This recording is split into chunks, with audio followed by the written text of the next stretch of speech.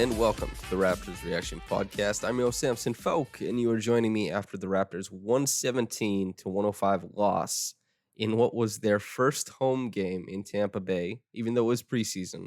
So they lost to the Miami Heat, 117-105 in a game that Kyle Lowry made his official start to the season, if that counts. It was our first time seeing him. Everybody with all the COVID restrictions has been hidden away from media a lot, and especially Kyle, who didn't travel with the team to go to Charlotte. This was our first time seeing him. Just off the top of the podcast, he looked awesome. Kyle was really good. The thing you worry about most with scoring guards, or even guards at all as they age, is how long does the scoring pop last? And Kyle, even though it was a preseason game, but Bam Adebayo looked fairly engaged on the defensive end. Kyle was able to get into the teeth of the defense. His guile, his smarts in there, his ability to draw fouls, obviously very prominent. He's dangerous anytime somebody has an arm near him. He'll get to the free throw line, and his jumper looked great. His pull-up jumper was sparkling tonight. I loved it. So off the top, it feels like the most important thing to touch on was that this seemed like a preview of the rotation that Nick Nurse has in mind to start the season. So Deandre Bembry, a guy who came into the preseason as like the 11th man off the bench, you see him in the 9th man spot and trying to creep towards maybe something a little bit higher. Terrence Davis definitively was in that 7th, 8th man spot. Boucher played a lot better in this game than he had in past games, especially in the second quarter. He had a really nice run of help side defense and triples that he was just making rain. Terrence Davis looks like the guy that the team wants to play in that 8th spot in the rotation. He was really, really bad tonight, as is, a staple of his game. There's like a little bit of scoring pop. He finds himself in good positions. He plays well off ball, especially if his jumper's going down. But he was on ball quite a bit tonight, and the 4 turnovers he had was a lot, and typically just didn't seem like he was creating a lot of advantages. He had 5 fouls on defense. He's always been a very risk-heavy defender. He likes to gamble, and just mistakes abound in this game. So I'm not sure if that's going to inform what Nurse thinks, because now that we have that 3-game sample, if you look at Terrence Davis, if you look at Malachi Flynn, I think that Flynn made a more compelling case for that 3rd guard spot behind Fred VanVleet and Kyle Lowry. Remains to be seen. Flynn came in at the very end of the game after getting basically no run with the big 6 on the Raptors: Powell, Baines, OG, Pascal, Fred, and Kyle. He didn't get to play any type of minutes this game with them. Disappointing. I wanted to see Flynn and Kyle work together, but them's the breaks. That's the way it shakes out. Flynn, I thought, had a nice close to the game. He's so affecting on defense. He digs in on big men like Fred or Kyle do. He's got heavy hands for those strips. He's a really engaging, and he's a nosy on-ball defender. He bugs guys when he gets into them, and he tracks really well. His off-ball stuff, I mean, every rookie has to get used to the space of the NBA, but even still, I thought he tracks fairly well off-ball. And his screen navigation continues to impress. And this game, that was more so during garbage time. He made a hell of an alley-oop pass. I think that he just makes great decisions when he has the ball in his hands. And I was a little bit confused about what the Raptors, if this was a preview of what the rotation is looking like, what they're doing there.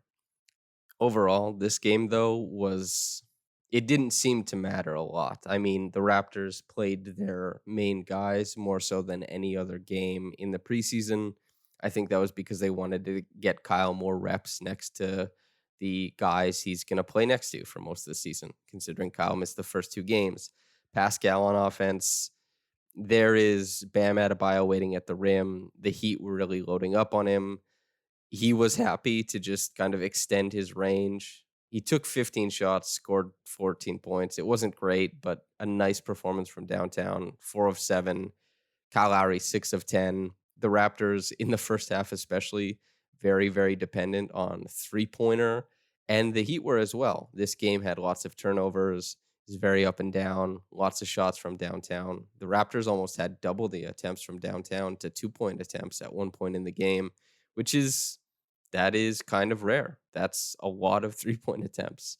And their defense wasn't really impressive at all either. Lots of holes, just guys who are looking to make an impact on the Miami Heat roster, finding room to make plays for themselves. KZ Opala, Strus, both those guys I thought were awesome. Max Strus, KZ Opala, 24 points for Opala, 22 points for Strus or Struss. I can't remember how they're saying it on the broadcast. And I'm not even sure if that was correct. Bam was just kind of going through the motions on offense, doing his little dribble handoffs, that kind of stuff. But the Heat moved around a lot. They hit some open jumpers, and the Raptors did not seem to want to keep up. So the first half, pretty score heavy, lots of 3-pointers, lots of turnovers. Not much to glean other than the shaping of the rotation, if that's what it was. OG has yet to return to that game one form where he's on ball more often and taking guys off the dribble and finishing with a shot of his own. In this game, we did see some attempts off the dribble, not to take a shot, but just to break guys down. He did on a couple occasions, but the help defense came and he felt more comfortable passing out. It's difficult to become a shot maker in the league, and it's even more difficult to become a shot creator. OG Anunoby has become a shot maker. He is a great addition and complement to so many players on the Raptors. Right now, he's trying to take that next step into shot creator, and it's tough. The balance you have to have in your body, your handle, your jumper, all that stuff has to be really on point. And we've seen Pascal Siakam accelerate that process in almost an unprecedented way. And I think maybe we were getting a little bit too excited from OG's first game because he really did pop off in game one. In this game, mostly just doing spot up stuff. As I said, a couple nice crosses that he passed out of afterwards. Defensively, doing his thing, going through the motions. He's all NBA. I'm not worried about him on that end. But offensively, you would like to see a little bit more. And from Pascal going downhill, I think you'd like to see a little bit more too, but the Heat were sitting on it. That's fine. Fred, really happy to work off ball in this game. And he didn't have great effect as a shot maker or anything, but my favorite plays from this game were Fred had a couple pull-ups in the mid-range in the pick and roll. That's great to see. I'd love to see him add that shot. He got blocked on one, as I've talked about in numerous other podcasts and in my writing. He feels cramped when he's in the middle. It has to be wide open for him to take that jumper. But even then, if he starts taking it in those situations, punishing dropping big men, I like that a lot. That's my biggest positive from tonight. His defense, of course, was there. Fred is hellacious on that end. He's fantastic.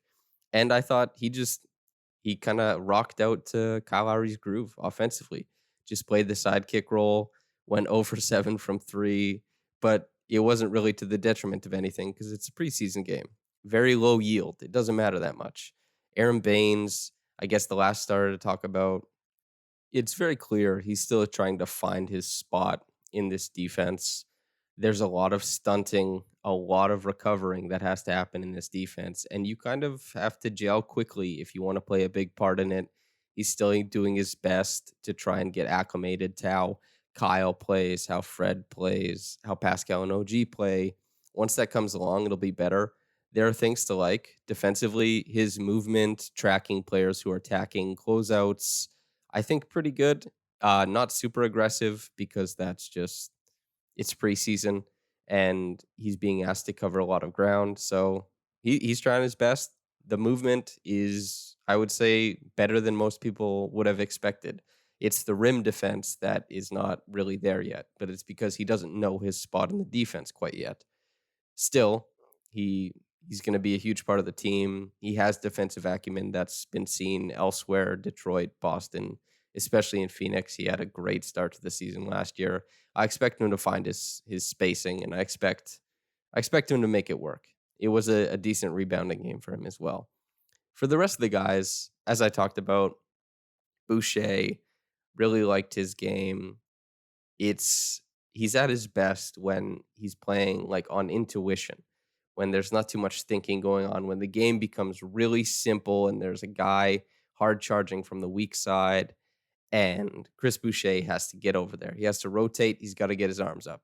Does he foul too much? Absolutely. Does he think he never fouls? Absolutely. He never thinks he fouls. But his willingness to shoot, as we saw with OG, as we'll see with Baines, as we'll see with Bembry, a lot of players on this team are a little bit hesitant to shoot. Chris Boucher just being a willing shooter and saying like, "Hey, I'm gonna come out there. I'm gonna go 3 for 4 from downtown." That type of attitude, and some he has a certain pedigree as a shooter. It's never been super great. I don't think he's ever cleared 34% in college or 33% as a pro. But if he's gonna let it rain, let it rain. Make the defense respect you, and somebody has to take shots because when he plays with Bembry, for example, Bembry likes to create. He likes to make nice passes. He likes to play really great point of attack defense. He does really fit the Macaw role, except I think he's a better defender and I think he's a better passer. Is he a better shooter? He seems like a more willing shooter, but McCaw, despite being, I think, a reluctant shooter for a lot of last year, was, I think, a very respectable shooter in open catch and shoot situations. So if he's putting the shot up, I felt a reasonable amount of, expectation that McCaw was going to be able to make some threes. With Bembry, he has a quicker release. He's more willing, but I don't think his percentages will eclipse anything McCaw has done as far as a catch and shoot guy. So there's some trade-offs there, but I still think Bembry is the superior player at this point in time. And I like what he brings to the Raptors. But you need shooters next to him because he does not want to take on the scoring role. There's only so many Iverson cuts. There's only so many lanes or seams he can find to the rim during the game. Like a defense is going to tighten those up. So that leaves us with a disappointing Norman Powell performance to discuss. He, as has been said with a lot of other guys, there's a very clear acumen to Norman Powell. He's performed in way more meaningful games than this one and done it numerous times, and over the course of regular season games, hundreds of times. He'll figure it out. He's very good in transition. His finishing has come around. He's almost 80th percentile for his position. He was, for over the past 3 years, has been, except for a little blip, basically a 39-40% three-point shooter. Just be patient with him. He'll come around. He'll find his way in the offense. This game, not super great. Just nothing too exciting. Malachi Flynn, as I said, the distribution I thought was awesome towards the end of the game. He had 5 assists in 12 minutes. He's very tidy, no turnovers, and awesome defensively. He had 5 points himself, cashed a triple. There's a lot to like. Other guys who I thought stood out, Yuta Watanabe, as I've said in the other 2 games, he's a capable defender. He's active with his hands and his feet. He'll give chase over the top. He'll blow up pick and rolls. He'll grab boards. He has nice size at the position. And he found himself for 2 open triples. Well, 3 actually, and he hit 2 of them. And I don't know what else you want from Yuta Watanabe. Like he flashes middle to help out trapped ball handlers. He's not scared to shoot it. There's clear, like he's got a nice jumper. And he's, yes, older than Brissett, 27 to 22 or 23, I believe Brissett is. But I think Yuta Watanabe has made the case for a roster spot on the Raptors this year. Maybe not a guy who plays a bunch of minutes, but a guy who can plug in very quickly. I think at this point, it's quite clear that Watanabe should be an NBA player. Alex Len, a guy I like a lot, didn't have a big impact in this game, just played garbage minute, was in there to occupy space near the rim on both sides of the floor, rebound if he could. That's not super exciting, but there was one basket he scored where I thought Flynn's manipulation of the lanes on the court was just fantastic before he found them. Really happy with those 2 connecting. Paul Watson hit a couple shots as well. I like Paul a lot, as I've talked about before, that shot creation. And this is all happening while the Miami Heat are finding offense on the other side.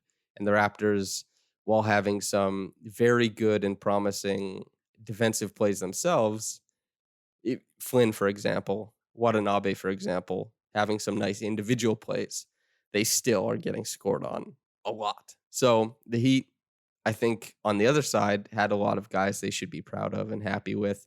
And the Raptors should be with some of their guys too. So if this was The rotation, I am left a little bit confused, but I guess we'll see. And all this exchange of different performances from different players left the Raptors down by 12 at the end of the game, 117 to 105. I don't think there's anything in particular to complain about in this one. Uh, Not great transition defense from the Raptors. Overall, not great team defense. And that's what you get in games like this. There's not full buy in once the regular season rolls around, expecting Kyle Lowry, Fred VanVleet, OG Anunoby, Pascal, and Aaron Baines not to defend like hell.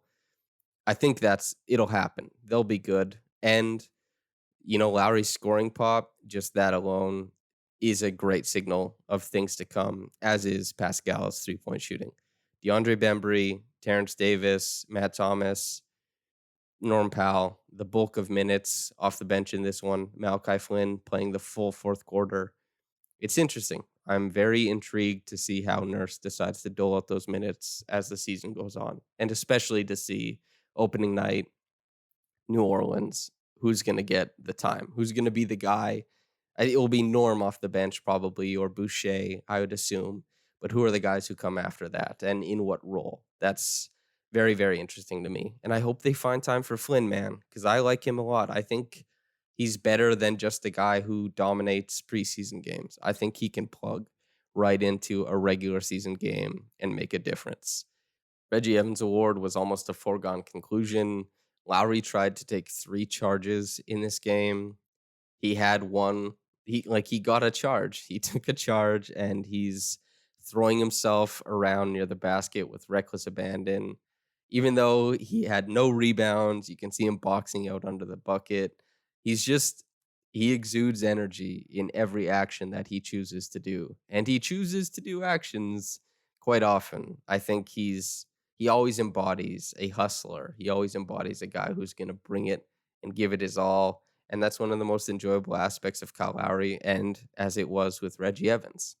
The top quick reaction comment from Niagara_dude. Quote, some positives tonight were that Lowry looked in shape and healthy, and Gangster Bembry looks an upgrade over Jefferson. I'm sure some fans were disappointed in our starters, but it's only the preseason, so relax until the bullets start flying for real next week. My biggest concern is, will Nurse provide minutes for Flynn, who appears to have a high skill level and is already one of the best passers on the team? We know Nurse will not play players who do not defend, and Flynn is not one of those guys because he defends, so he should be playing. Look how the Heat were rewarded in the playoffs by playing rookies in the regular season last season. End quote. Hey, Niagara_dude, we're seeing a lot of the same things, and I think I have a pretty good eye for the basketball that's being played. So, yeah, great takeaway from the first 3 games. Niagara dude, I agree with everything you've written down there. 100%. So, that's it for me. That's it for you. That's it for Niagara dude. Probably see him next time, or her, whatever it is. But most importantly, if you're getting into this in the morning or at night, doesn't matter to me. I'm just glad you're listening. But have a blessed day and goodbye.